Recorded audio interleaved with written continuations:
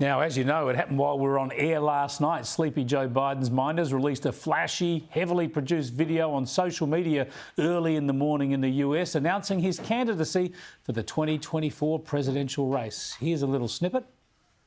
When I ran for president 4 years ago, I said we're in a battle for the soul of America, and we still are. This is not a time to be complacent. That's why I'm running for re-election. Yeah, he is. Now, I spoke with Kristin Tate to find out how the news was received across the US.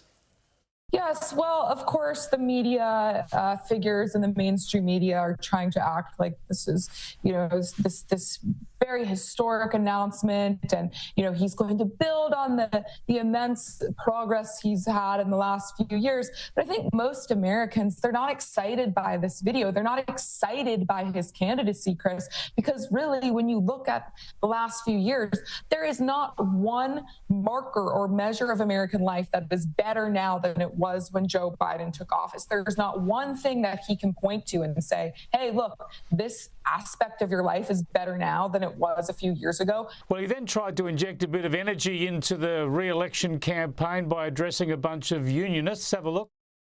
We're not making this stuff up. This is real. It's time to finish the job. Finish the job. 4 more years! 4 more years! 4 more years! 4 more years! 4 more years, 4 more years. He says he's got to get through the first 4 first. And I don't know why he always says that he's not making stuff up. He's always having to tell people he's not making stuff up. But I want to have a look at the introduction to that speech as well, where he was using a teleprompter and seemed to get a bit lost. The Speaker, the former president, and the MAGA extremists are cut from a different cloth. They treat these folks, and they think they're a threat.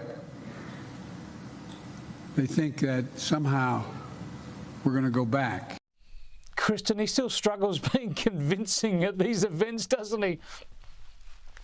Yes, he's the cognitive decline and just the lack of ability to get through a speech. It's just become so obvious that even outfits like the New York Times are now asking questions about his mental abilities because it's so obvious. And before we went on air, I was looking at a recent poll, not a Fox News poll, a mainstream poll. This wasn't a conservative poll, showing that only 30% of Americans want Joe Biden to be president again.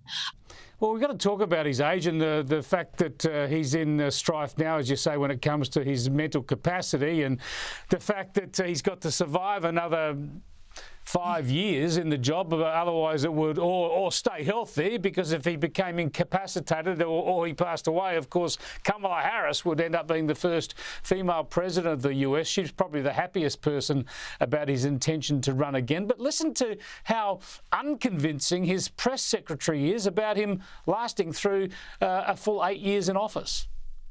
Does the president plan to serve all 8 years? I'm just not going to get ahead of the president. That's something for him to decide. I'm just not going to get ahead of it. And there's a 2024 campaign. Anything related to that, I would refer you to that. That is just extraordinary. Karine Jean-Pierre, not even saying that if he wins again, he'll serve a full term. How is that a problem to answer that question? That is an astonishing answer from her, and it's actually quite terrifying. But it's become clear at this point that Joe Biden is not in control of his own thoughts, and he's not even really in control of this country. That's what's so scary.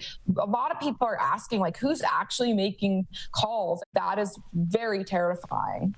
Yeah, so it looks like it could indeed be a rerun of the 2020 campaign, and Donald Trump can't wait. We will defeat Joe Biden in 2024. We will rescue our economy. We will crush inflation. We will stop the invasion on our southern border. We will restore our nation's dignity, and we will prevent World War III from happening. Together, we will all make America great again. Absolutely, typically of Donald Trump, absolute clarity in his message there and some weak points exposed when it comes to President Biden. But just before I get your reaction to that, Kristin, I might also show you a pro-Trump ad that in many ways demolishes Joe Biden. Have a look. Joe Biden loves America. Like a grandfather who loves his grandchildren, Joe showers us with his affection, shares wacky stories, And the kids used to come up and reach in the pool and rub my leg down. and loves taking naps. And with your support, Joe can continue being America's grandpa another 4 years, repairing our reputation abroad. Joe Biden for president. Just like your grandpa, but worse, much worse. Now, I know a lot of pundits say that if it's Trump versus Biden, Biden holds on for a second term. But when you see that sort of campaigning, I'm not so sure, Kristin.